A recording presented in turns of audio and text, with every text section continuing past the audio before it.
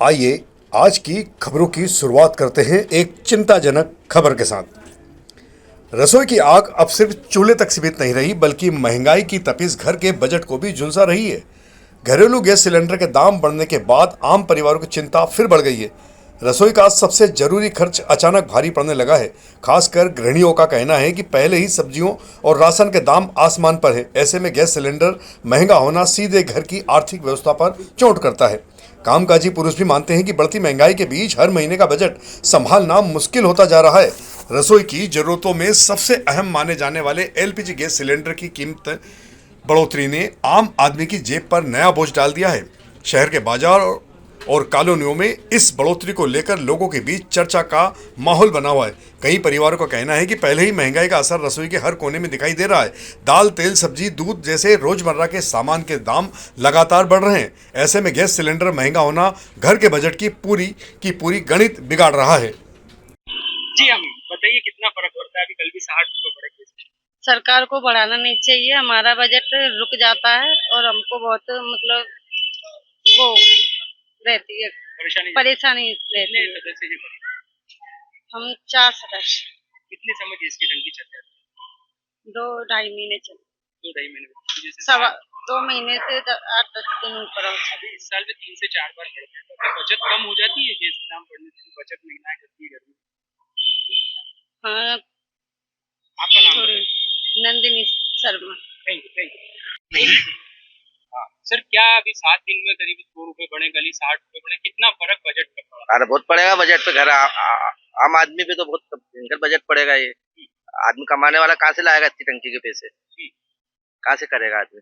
अब मैनेज करने में दिक्कत जाएगी? क्यों नहीं आएगी? क्यों नहीं? बजट बिगड़ेगा। 100 रुपए बढ़ गए एकदम। आपका नाम? अपना नाम मनोज प्रजापति। कितने दिन चल जाती है टंकी का? टंकी 20 दिन 25 दिन चलेगी, उससे ज्यादा नहीं चलेगी। आम आदमी पे कितना खर्चा पड़ा है? कितनी दिक्कत अब आप लोगों को जाएगी, क्योंकि आप लोगों को काफी मैनेज करना? हाँ सर, बहुत मैनेज करना पड़ता है और ज्यादा दिन तक टंकी चल भी नहीं पाती है कि 1 महीने से समथिंग बहुत ज्यादा ही हो जाता है और फिर खत्म हो जाती है। फिर पेमेंट फैमिली की आती नहीं है और पैसे ज्यादा भरने पड़ते हैं। तो बजट कितना बिगड़ेगा अब यहाँ से? कितनी दिक्कतें जाएगी? कि स्टूडेंट के तौर पर भी आप लोगों के लिए क्या परेशानी है? बहुत दिक्कत होती है, क्यों नहीं दिक्कत होती है। छुट्टी बनाना पड़ती है कि वो टंकी वाला भी हमारा, वो तो जैसे हमको लेने आना पड़ता है और वो वहाँ से देता है तो बहुत ज्यादा पैसे भी लेता है। जैसे हमको अभी मैंने मकान नंबर वगैरह चेंज करवाने के लिए आई थी और वो जैसे वो वहाँ पे आते हैं तो 50 रुपए एक्स्ट्रा लेते हैं। वो खर्चा अलग, वो खर्चा अलग लगता है हमको। अब अभी जैसे कल 60 रुपए बढ़े, 1 तारीख को भी पैसे बढ़े थे, 100 रुपए करीब 7 दिन में बढ़ गए। हाँ, तो ये एक मैनेजमेंट जो चलता है रोजाना का खर्चे का, घरेलू खर्चे का, उसमें कितना इफेक्ट डालेगा? बहुत ज्यादा डालता है सर, क्यों नहीं डालता है। जैसे पहले कम था थोड़ा तो भी चलता था, अब तो दिन पे दिन बढ़ते ही जा रहा है, थोड़ा थोड़ा करके 20-30 रुपए करके हर महीने का बढ़ते ही जा रहा है। पहले भी बढ़ गया था जैसे आपने देखा। आपका नाम? मेरा नाम है रोशनी। Thank you sir. अरे ये गैस की टंकी के जो दाम बढ़ रहे, कल भी 60 रुपए बढ़े, कितनी परेशानी आप लोगों के लिए है? बढ़ गई, अभी परेशानी हो गई ना। बताइए क्या क्या परेशानी, खासतौर पे बजट मैनेज करना कैसे? मतलब आज ही टंकी में आग लग गई, ना रेगुलेटर दे रहे हैं ना नली दे रहे हैं। मैं खुद अकेली रहती हूँ, मैं खुद को डर लगता है। तो अभी बढ़ती महंगाई से चूंकि आप अकेले रहते हैं, कितनी परेशानी आपके? ब्लैक में लेती हूँ मैं 1200 रुपए। 1200 रुपए। तो अब और बढ़ जाएंगे उसके दाम? बढ़ेंगे, 1300 कर देंगे और क्या। आप लेंगे तो भी? हाँ। अब दिक्कतें क्या जाएगी बजट में? दिक्कत मतलब खर्चे में दिक्कत जाएगी? अब खर्चा तो जो होना वही होगा ना। एक जने का गैस जो चलता है वही चलेगा। 2-2.5-3 महीने चलती है एक टंकी, 3-4 3.5 महीने। अकेले हो आप तो? हाँ। अब वो क्या, वो नली भी खराब है, रेगुलेटर भी खराब है। अब मैकेनिक आ जाएगा बोला भी। आपका नाम? शांति जोया। हाँ? शांति जोया। शॉर्ट बना लेना है।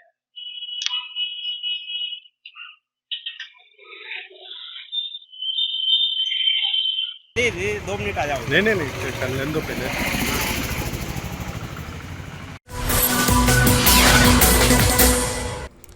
इंडिया वर्ल्ड कप जीत का जश्न राजवाड़ा पर जमकर मनाया जा रहा था, लेकिन इस दौरान कुछ हुड़दंगी युवकों के द्वारा वहां पर आतिशबाजी की गई। इस दौरान किसी ने जलता हुआ पटाखा एक पुलिस अधिकारी के ऊपर फेंक दिया। इत्तेफाक से वह पटाखा एक पुलिस जवान के ऊपर जा गिरा, जिसमें जवान बुरी तरह झुलस गया। इसके बाद पुलिस ने इन लोगों को सबक सिखाते हुए जमकर लाठियां ठोकी और सभी को वहां से खदेड़ दिया।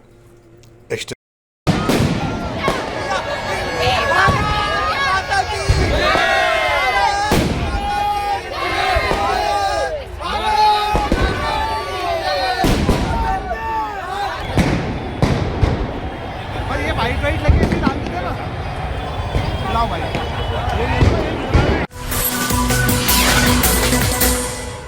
इंदौर में अंतर्राष्ट्रीय महिला दिवस के अवसर पर समाज में उत्कृष्ट कार्य करने वाली महिलाओं का सम्मान किया गया। हिंदी साहित्य समिति सभागार में आयोजित सिद्ध पीठम बहुउद्देशीय सेवा फाउंडेशन के द्वारा आयोजित कार्यक्रम में शिक्षा, समाज सेवा, चिकित्सा, कला, प्रशासन और उद्यमिता जैसे कई क्षेत्रों में उल्लेखनीय कार्य करने वाली 40 से अधिक महिलाओं को सम्मान प्रदान किया गया। इस अवसर पर सम्मानित महिलाओं ने अपने अनुभव भी साझा करते हुए नई पीढ़ी की महिलाओं को आगे बढ़ने का संदेश दिया।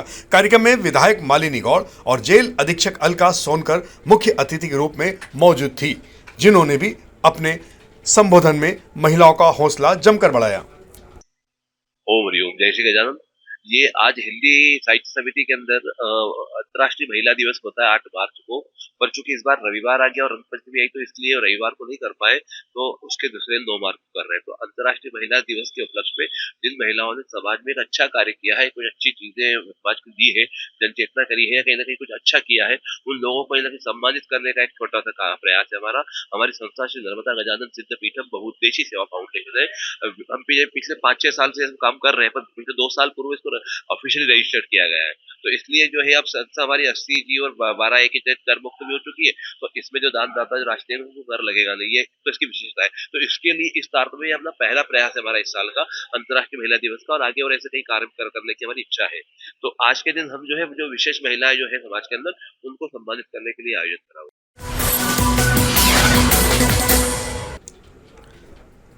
इंदौर में 14 मार्च को आयोजित होने वाली नेशनल लोक अदालत से पहले महापौर पुष्पमत भार्गव ने शहर वासियों से नगर निगम के लंबित कर जमा करने की अपील की है। उन्होंने कहा कि लोक अदालत ऐसा मंच है जहां नागरिक संपत्ति कर सहित अन्य पुराने विवादों का समाधान भी बेहद सरल और कम समय में करा सकते हैं। कई मामलों में ब्याज और दंड में भी राहत मिलती है, जिससे करदाताओं को सुविधा होती है। महापौर ने कहा कि अधिक से अधिक लोग इस अवसर का लाभ उठाकर अपने प्रकरणों का निपटारा करें, ताकि निगम का राजस्व मजबूत हो और शहर के विकास कार्यों को और अधिक गति मिल सके। नमस्कार, इंदौर की जागरूक जनता को मेरा नमस्कार। वित्तीय वर्ष अपने अंतिम पैदान पर है। नगर निगम इंदौर का बजट भी बहुत जल्द आने वाला है।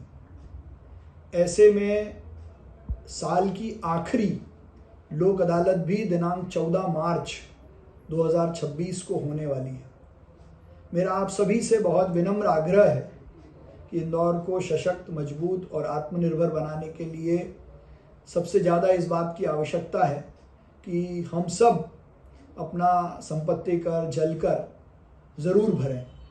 और ये लोक अदालत इस वर्ष के लिए हम सब के लिए एक अंतिम अवसर है, जब हम सरचार्ज में छूट प्राप्त कर कर इसका लाभ ले सकते हैं। मेरा आपसे आग्रह है कि 14 मार्च को होने वाली लोक अदालत इस वर्ष की अंतिम लोक अदालत है। अपना संपत्ति कर, जल कर या अन्य कर इस दिन भरकर आप सरचार्ज में छूट भी प्राप्त कर सकते हैं और एक जिम्मेदार नागरिक होने का उदाहरण भी प्रस्तुत कर सकते हैं।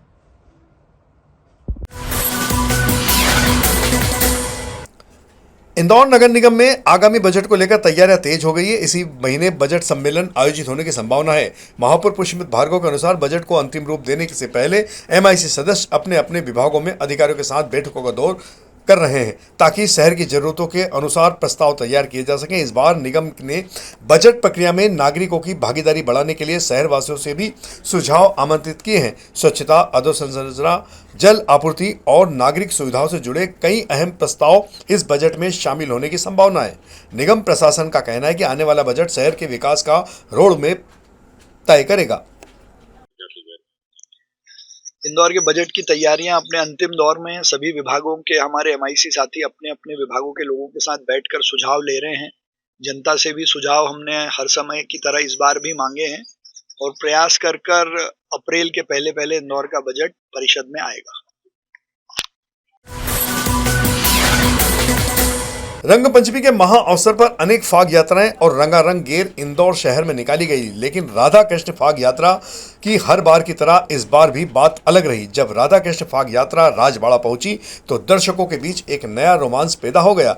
यात्रा की शुरुआत स्वर्गीय विधायक लक्ष्मण सिंह गौड़ के द्वारा की गई थी, जो अभी भी अनवरत जारी है। विधायक मालिनी गौड़ के नेतृत्व में बहुत सुंदर दृश्य बन रहा था। इस फाग यात्रा में केवल और केवल प्राकृतिक रंगों का उपयोग होता है, साथ ही यात्रा का अनुशासन भी काफी चर्चित रहता है। इस फाग यात्रा में महिलाओं की संख्या भी सर्वाधिक रहती है।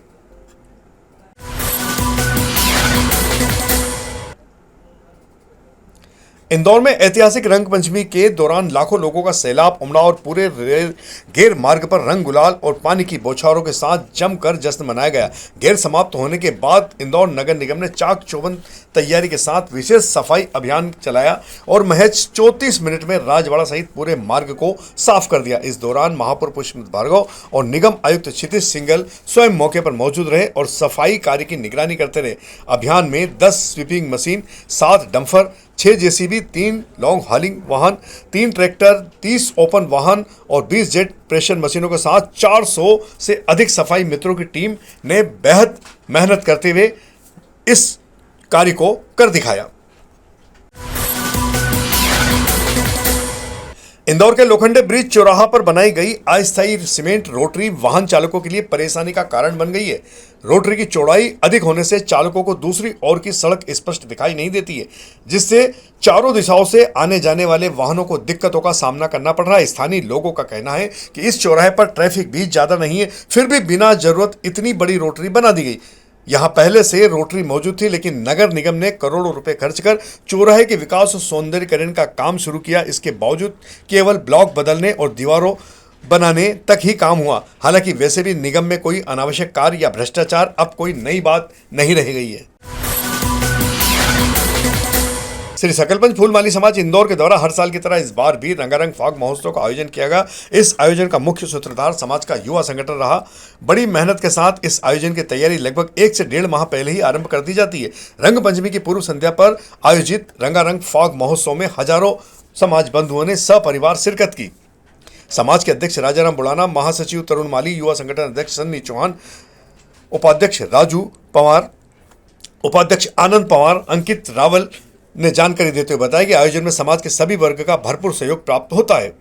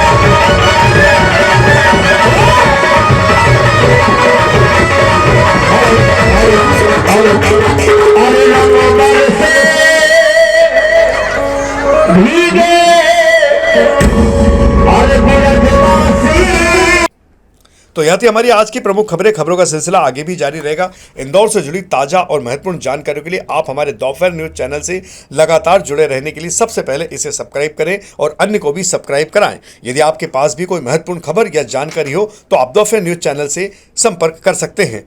धन्यवाद।